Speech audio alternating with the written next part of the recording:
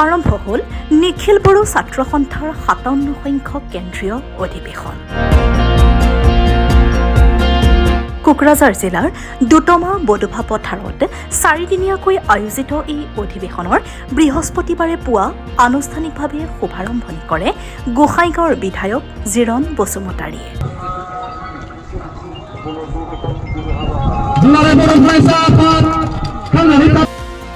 চালে চকুৰোৱা এক পৰিৱেশ দুটমাৰ এই বডোফা পথাৰত। কেওফালে কেৱল হালধীয়া আৰু হালধীয়াৰ সমাৱেশ। এপছুৰ প্ৰতীক অংকিত হাজাৰ বিজাৰ হালধীয়া পতাকাৰে চৌপাশ এতিয়া ভৰি পৰিছে।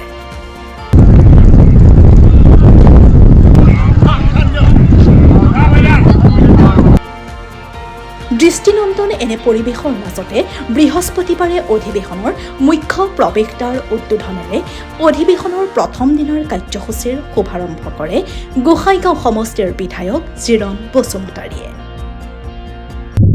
ভোট টাৰ্গেটটো 2 লাখ ধৰা হৈছে মুকলি সভাত। তো তেনেকুৱাকৈ আমি প্ৰস্তুতি চলাই আছোঁ। আমি ভাবোঁ যে আমি ৰাইজৰ সঁহাৰি পাই আছোঁ আৰু পাই যাম। 4 দিনীয়া যি কাৰ্যসূচী এই কাৰ্যসূচীটো সুকলমে হৈ যাব বুলি আমি আশা কৰিছোঁ। প্ৰদৰ্শনী আৰু গ্ৰন্থমেলাৰ দ্বাৰ উদ্বোধন কৰে বিধায়ক তথা উদযাপন সমিতিৰ অধ্যক্ষ লৰেন্স ইছলাৰীয়ে। বডোফা উপেন্দ্ৰনাথ ব্ৰহ্মৰ নামেৰে নামাকৰণ কৰা অধিৱেশনৰ মঞ্চ আৰু মুখ্য ৰভাৰ উদ্বোধন কৰে ৰাজ্যৰ কেবিনেট মন্ত্ৰী উৰ্খাও গৌৰা ব্ৰহ্মই।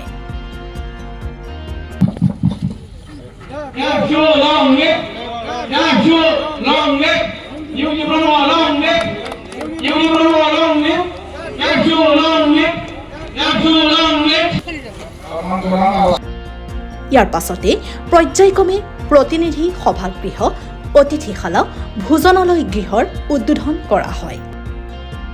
এইটো এটা ঐতিহাসিক এটা অধিৱেশন হ'বলৈ গৈ আছে। কাৰণ সদৌ বড়ো ছাত্ৰ সন্থা এটা সংগ্ৰামী সংগঠন হয়।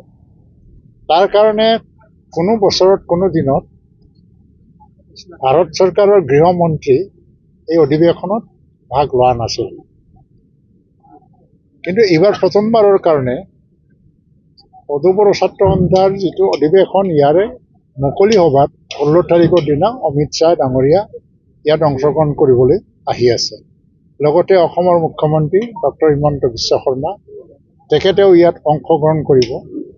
আৰু কাইলৈ আমাৰ ভাৰতৰ শিক্ষামন্ত্ৰী ধৰ্মেন্দ্ৰ প্ৰধান তেওঁ অহাৰ কথা। এই অধিৱেশন উপলক্ষে ৰাজ্যৰ 22খন জিলাৰ পৰা 5,000 প্ৰতিনিধি আৰু পৰ্যবেক্ষকে অংশগ্ৰহণ কৰিব।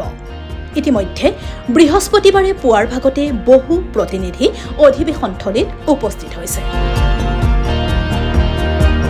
উল্লেখ্য যে এপছুৰ 57 সংখ্যক কেন্দ্ৰীয় অধিৱেশনত এইবাৰ মুখ্য অতিথি হিচাপে অংশগ্ৰহণ কৰিব কেন্দ্ৰীয় গৃহমন্ত্ৰী অমিত শ্বাহে।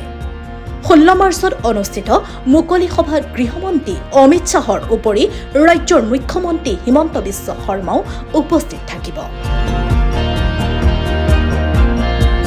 আনহাতে শুকুৰবাৰে অৰ্থাৎ 14 মাৰ্চত অনুষ্ঠিত হ'বলগীয়া শিক্ষা আৰু যুৱ সমাৰোহ অনুষ্ঠানত অংশ ল'ব কেন্দ্ৰীয় শিক্ষামন্ত্ৰী ধৰ্মেন্দ্ৰ প্ৰধানে।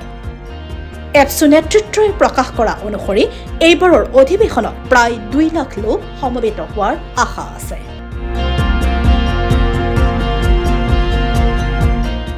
News desk report, nation any.